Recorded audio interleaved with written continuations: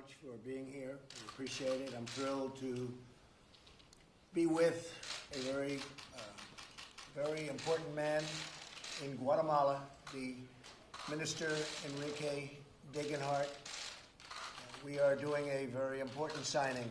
It's a historic asylum or safe third agreement between our two countries. It's a very important event. We've long been working with Guatemala. Now we can do it the right way. It's going to be terrific for them and terrific for the United States. This landmark agreement will put the coyotes and the smugglers out of business. These are bad people. These are very, very bad, sick, deranged people who make a lot of money off other people's miseries. It's going to provide safety for legitimate asylum seekers and stop asylum fraud and abuses system. Is also transformative in the step it will take and the many, many, many steps it will take towards security, safety. For Guatemala, and signifies the incredible, bright future for their country. This agreement will usher in a new era of investment and growth for their nation and sets the stage for cooperation between our countries and expanding access to the H-2A visa, which is your agricultural workers and farm workers. We're going to have them coming into our country in a easier fashion than even before. It's very important for our business, for our farms, for our ranches, and we are going to make that a very, very much easier, less cumbersome program, and further bilateral investment will take place. But the H-2A is really going to be streamlined, and all of those workers that come in, we want them to continue to come in. As you know, we have a very low rate of unemployment, record-setting. We're at about 3.5, maybe 3.6. I hear it's going down. Probably will, because the country's doing tremendous business. Had another record stock market. Today, we're sending a clear message to human smugglers and traffickers that your day is over, and we're investing in the future of Guatemala. The safety of migrants and their families will protect the rights of those with legitimate claims and will end the widespread abuse of the system and the crippling crisis on our border. I want to thank Mexico. As you know, Enrique, the Mexican government, the president of Mexico, has now 21,000 troops on our double borders, on their border. By you, they have about 6,000, and on our southern border, they have getting close to 20,000 by itself. It's going to probably be about 26,000 people, totally soldiers, and very good ones. It's had a tremendous impact, really an incredible impact. So, Kevin, if you look at what's happened over the last short period of time, it's really been great. Now, if the Democrats would sign something, it would be a lot easier, but we have to do it around the Democrats because they refuse to want to close up the borders. They want open borders. That means smugglers, it means hijackers, it means drugs, it means crime. It's frankly a disgrace, but with Guatemala, with Mexico, and with other countries that will be signing safe third agreements very shortly, we're doing really well. I want to thank, if I might, Enrique, the president of Guatemala, President Morales. Please give him my regards, and thank you very much. He's a terrific guy. We like him very much, and we've worked together really, really well. So if you two gentlemen would sit down, Kevin and Enrique, and you'll sign. I'll stand right behind you. This way I'll confirm it. Okay.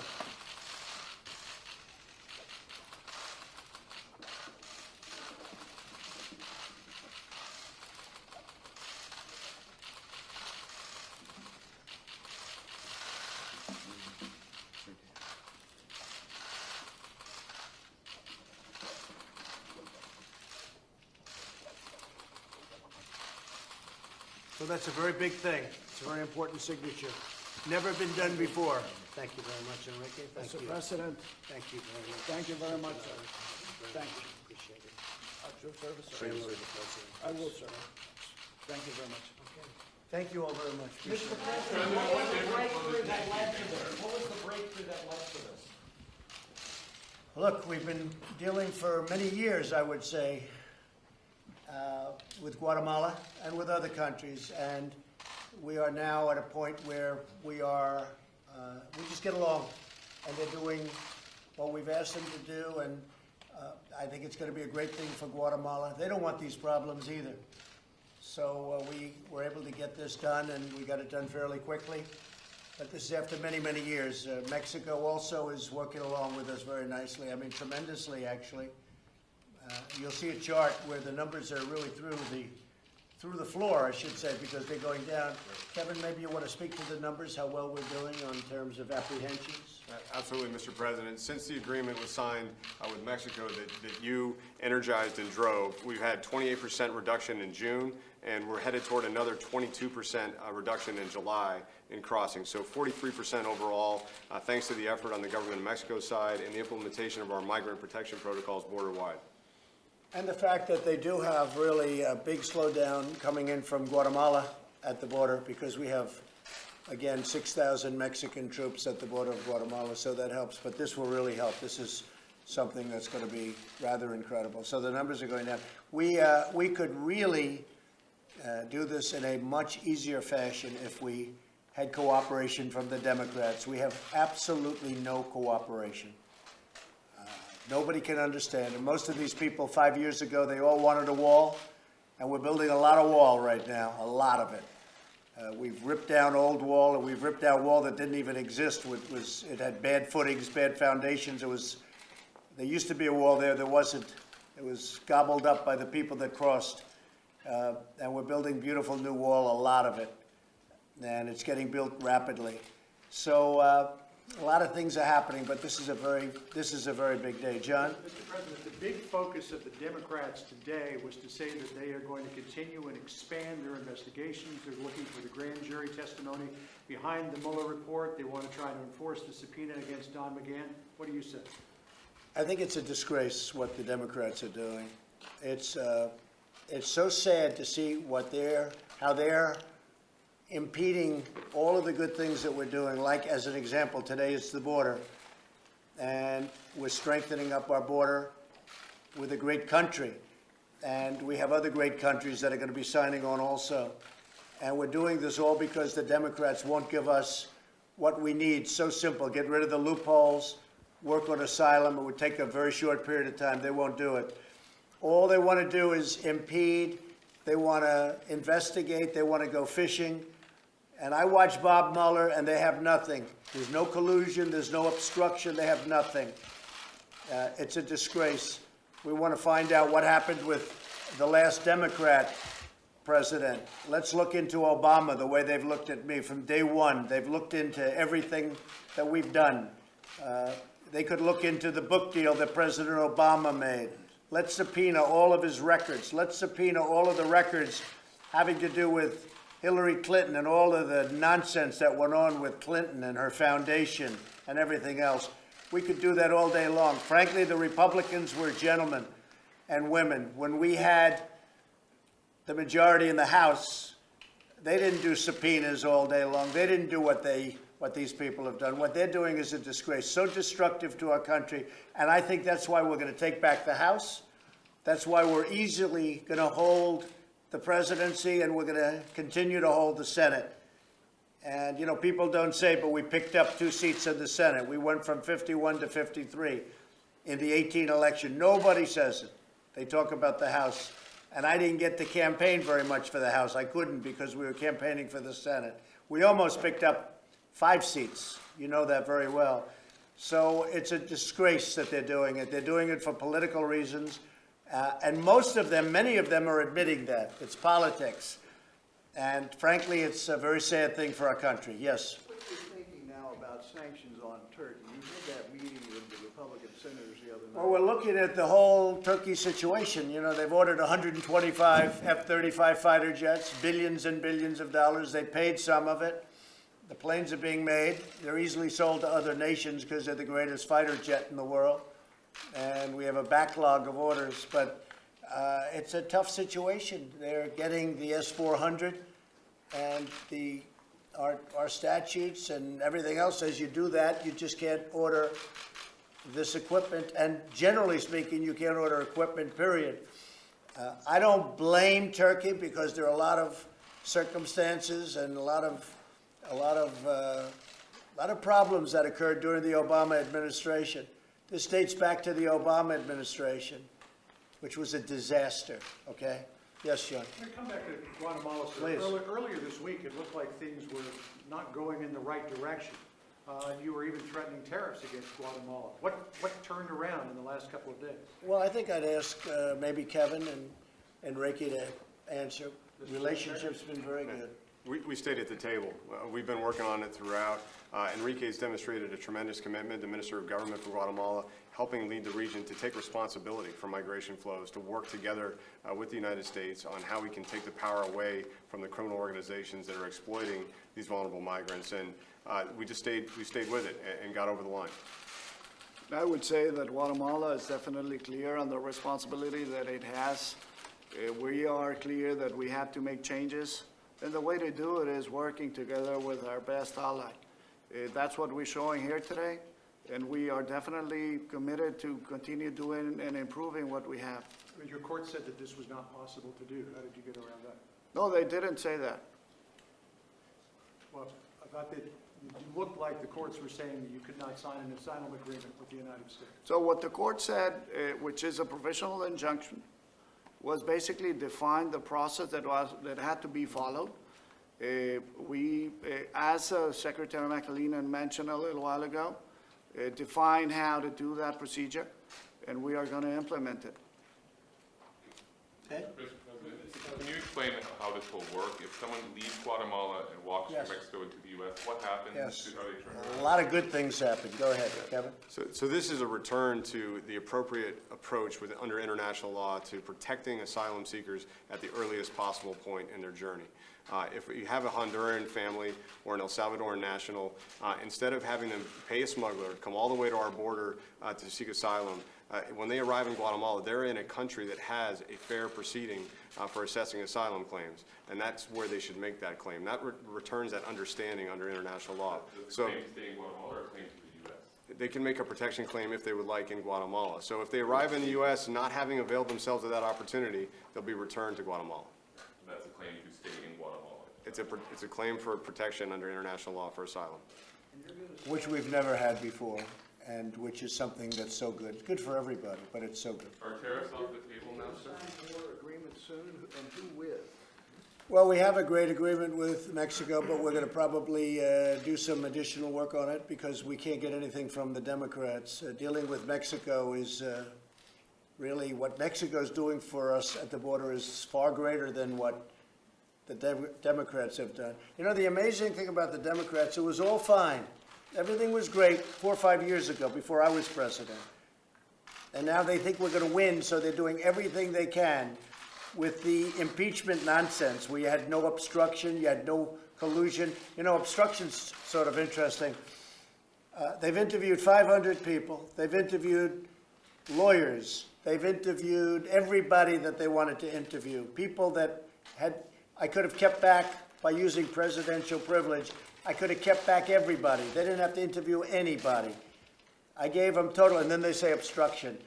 These people are clowns. The Democrats are clowns. They're being laughed at all over the world. And I watched this morning, I watched Nancy Pelosi trying to get through that with the performance that Robert Mueller put on, where I don't think he ever read the agreement or the document. And the document said no collusion. They don't even talk about that, so there was no crime. They said, well, there was no crime, but he obstructed. How do you obstruct? There's no crime. But actually it was worse than that because it was a phony crime that they put on. The crime was what they put on. But I watched Mueller. For 2.5 years we've watched this, and that's the best they have, and it's a disgrace. And the world is laughing at him. And unfortunately, it's so bad for our country. It's bad in our relationships with other countries, including Russia. There's no reason we shouldn't get along with Russia. There's no reason we shouldn't get along with other countries. And one of the things that's nice about Guatemala is we've never had a better relationship. Right now, they've agreed to do something that's very good for the United States. And we're going to work with them also. It's going to be a partnership. And it's happening with Mexico, too. We never had any kind of cooperation with Mexico, ever, until this president, frankly, and my presidency, where you have maybe 21,000, could be 26,000 soldiers. And it's so good for Mexico because they're getting rid of the cartels, which everybody knows they've been running big portions of Mexico, and the coyotes and all of these terrible people. Mexico's done a great job for their people. The president has done a great job for his people. And President Morales has done a great job by doing this, because now he has a friend in the United States instead of an enemy of the United States. Yes, John. Mr. President, are you going to slap tariffs on French wine? I might. So France put on a tax on our companies, you know that, and wrong thing to do. They should not have done it. So I may do that. I've always liked American wines better than French wines, even though I don't drink wine. I just like the way they look, okay? But the American wines are great. American wines are great, and they didn't do the right thing. When they start taxing our companies, we tax our companies. They don't tax our companies. So France did that. I told him, I said, don't do it, because if you do it, I'm going to tax your wine, meaning tariff or tax, quota, whatever you want. So yeah, we're working on that right now. You were critical of Macron. You were critical of Macron's decision to do this. How is that relationship between you and Macron? Good. I just spoke to him. No, I just spoke to him. I have a good relationship with President Macron, but they shouldn't have done this. They used to take an advantage of the United States, but not with me as president. Look, I look at deals that were done with other presidents in this country, and it's a disgrace that our country's allowed this to happen, where China for years and years and years was making from $300 billion to $507 billion a year, okay? Now we're taking in billions of dollars from China, and it's all turning around. Whether a deal is made, you know, they're going next week, they have more meetings, meeting after meeting. I don't think personally China would sign a deal. If I had a 2% chance of losing the election, I think China would probably say, let's wait. Let's wait. Maybe Trump will lose and we can deal with another dope or another stiff, like the people that allowed these deals to happen, this horrible thing to happen to our country. Because what's happened to our country, the money that China has taken out of the United States has rebuilt China. And I don't blame China. I blame the United States for allowing that to happen. So if I'm President Xi, or if I'm, frankly, Iran, and Iran wants to make a deal, I can tell you that right now. But if I'm Iran, I'll probably say, man, if I can hold out, I'm going to wait for Sleepy Joe Biden instead of Trump. Because Sleepy Joe, we can make any deal we want with him. He doesn't know what's happening. So what else? Back to the tariffs on French wine. When? We'll be announcing it sometime fairly soon. We'll see what happens. But they put a tax on. We said, don't do it. We tax our companies. You don't tax our companies. And we'll be announcing something. It might be a wine. It might be on something else. But it's called reciprocal. It's a reciprocal tax. And we'll be announcing that fairly soon, John. Makes sense, John. Do you agree with that? You're a man that enjoys wine. You just won't enjoy French wine anymore. Go ahead, Steve. I will agree that American wines are very, very good. They are great. I think Mnuchin and Lighthizer going to Shanghai next week for They will be going. You don't sound optimistic. No, I've never, look. I think that China will probably say, let's wait. It's 14, 15 months till the election. Let's see if one of these people that give the United States away, let's see if one of them could possibly get elected. And I'll tell you what, when I win, like almost immediately, they're all going to sign deals, and they're going to be phenomenal deals for the country. But so I don't know that they're going to. I don't know if they're going to make a deal. Maybe they will. Maybe they won't. I don't care, because we're taking in tens of billions of dollars worth of tariffs, and the farmers are happy because I gave them $16 billion out of the tariffs and had tremendous. You know, much more than that left over, as you know. Tremendous amount of money left over, like by 3 times. And we haven't even taxed China yet compared to what I could do. So we have tens of billions of dollars rolling in from China. We never had 10 cents coming in.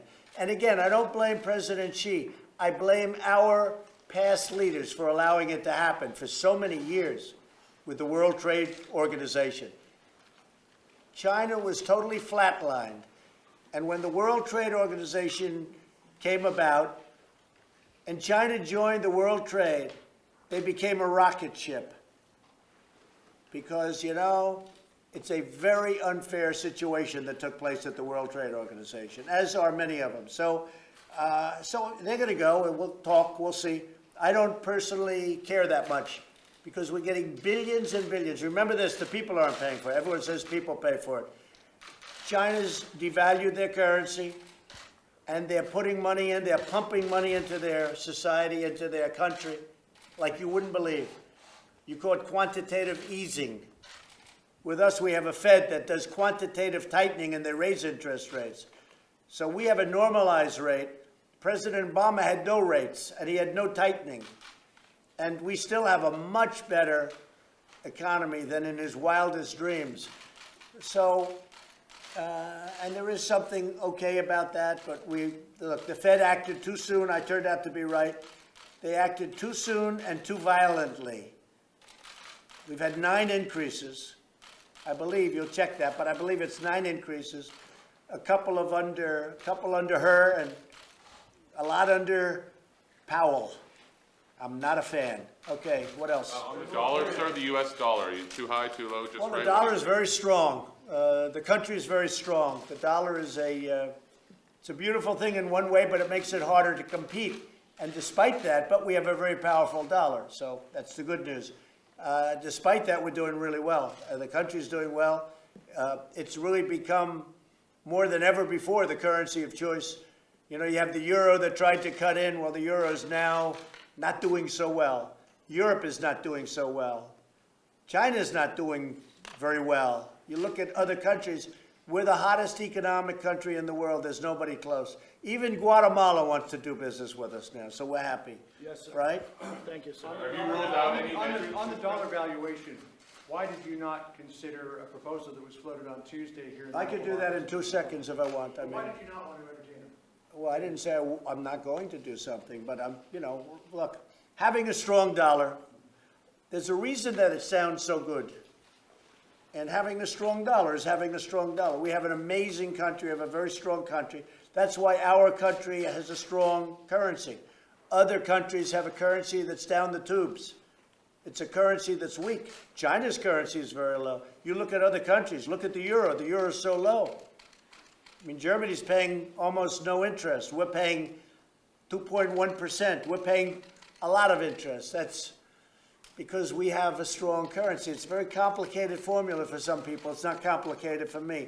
The Federal Reserve raised the rates too fast and too soon, and they shouldn't have done quantitative tightening, which they did. If they didn't do that, we would be at 4.5% instead of 2.1. Everybody's so thrilled with 2.1. We could have had it much more, except for the Federal Reserve. And we could have been 5,000 to 10,000 points higher in the Dow.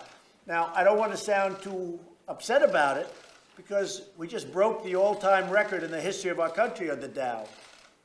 But we could have been higher, right? Could have been a contender. Could have been higher, as Marlon would say. Marlon Brando, the great Marlon Brando. Yes, Steve. Are you okay with North Korea firing off these short-range missiles?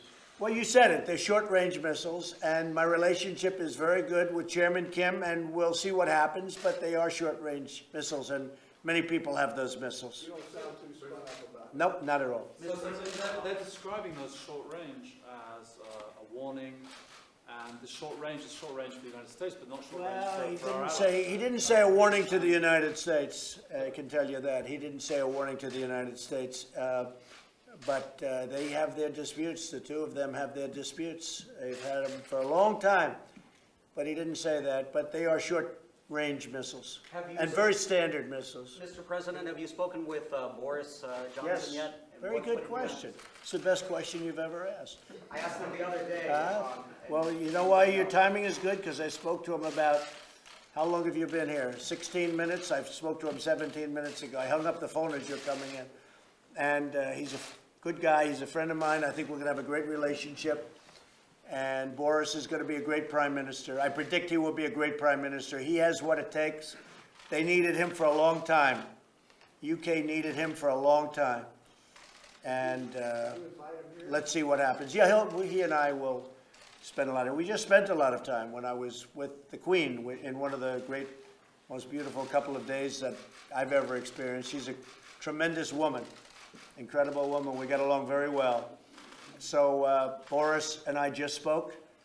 I congratulated him, and he's all set to go. He's going to be, I think he'll do a great job. We're working already on a trade agreement, and I think it'll be a very substantial trade agreement. You know, we can do, with the UK, we can do 3 to 4 times. We were actually impeded by their relationship with the European Union. We were very much impeded on trade, and I think we can do 3 to 4, 5 times what we're doing. We don't do the kind of trade we could do with what some people say is Great Britain, and some people remember a word you don't hear too much is the word England, which is a piece of it. But with the UK, we could do much, much more trade, and we expect to do that, okay? President Apple, you just warned Apple about tariff.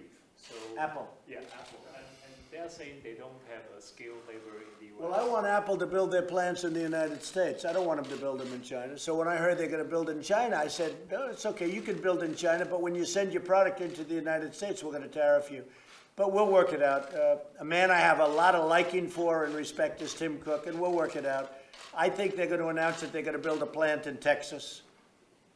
And if they do that, I'm starting to get very happy. Okay? Mr. President, do you expect to get similar agreements like the one signed today with Honduras and El Salvador? And are you working on doing that? I do. I do indeed. Will you get them soon? Pretty soon. I mean, we get quick agreements. So I just want to end up by saying that Guatemala has been really a pleasure to deal with, and we're going to have a great relationship for many years to come. And I'd like you, please, extend my warmest regards to the people of Guatemala. Thank you, Mr. President. Thank you. Thank you. Thank you, everybody. What? Are you planning on working vacation in Bedminster? By the way, Bedminster is not a vacation. I don't go to Manhattan because when I go to Manhattan, I stay at Trump Tower, and I have to close up the whole city of Manhattan. So I go to Bedminster, which is a beautiful place, but it's never a vacation. It's working. Are you planning a trip to Bedminster over an extended period of time? I hope not, because I like working. I'd rather be right here, but probably over a short period of time. A lot of times you go and they do a lot of work in the White House. For instance, the Obama administration worked out a brand new air conditioning system for the West Wing. And it was so good before they did the system. Now that they did the system, it's freezing or hot in here. Can I rephrase my question? Yes. Will you be spending an extended period of time working in Bedminster during the month of August? Not extended, but for a short period of time. Meaning like less than a week. But again, I do that just officially, just to put it on the record. I do that because when I go into Trump Tower, they close up 10 blocks around the building, and it's Manhattan, New York City. It's a big, I don't want to inconvenience people. I don't get any credit for that, but that's okay. Whereas Bedminster, everybody, it works out very easily. It's a much easier thing. It's a great place, but I would love to go to Manhattan. I just don't like seeing the city closed up. I've had to suffer living in Manhattan. I've had to suffer gravely as presidents would come in and come out, and the entire city would be shut down. So I guess I understand it better than most, right? Thank you. We have the G7 coming up, yes. We look forward to it. It'll be in France. Any other stops planned? I don't know. This is a stop that we didn't have planned right here in the Oval Office, right? With Guatemala. And again, thank you very much, Enrique. Thank you, everybody. Thank you. Thank you very much. Thank you very much. Maybe before. Maybe before. Maybe. All right, guys. Thank you very much. This way. Thank you.